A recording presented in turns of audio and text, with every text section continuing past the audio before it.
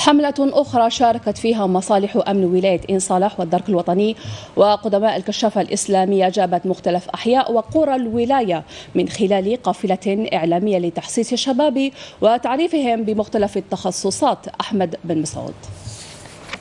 قافلة إعلامية تجوب مختلف أحياء وبلديات عين صالح لتحسيس الشباب بأهمية التكوين المهني وما يقدمه من تخصصات عديدة تسمح للمسجلين الحصول على مؤهل علمي يمكنهم من ولوج عالم الشغل. نتمنى لجميع الشباب أن ينخرط في هذا التكوين ليستفيد من هذا التكوين ليكون عنده مستقبل وشهادة مؤهلة.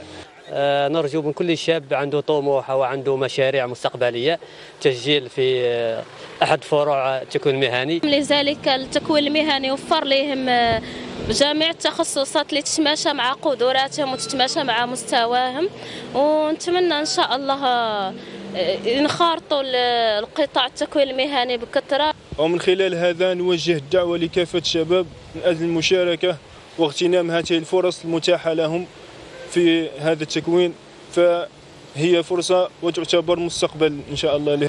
ولاستقطاب أكبر عدد ممكن من الشباب أدرجت مديرية التكوين والتعليم المهنيين تخصصات تتماشى واحتياجات سوق الشغل مما يضمن مساهمتهم في التنمية بكل أبعادها. يدير إعلام آلي، يدير تسجيل إداري، يدير أي حاجة، أي تخصص كان موجود الحمد لله.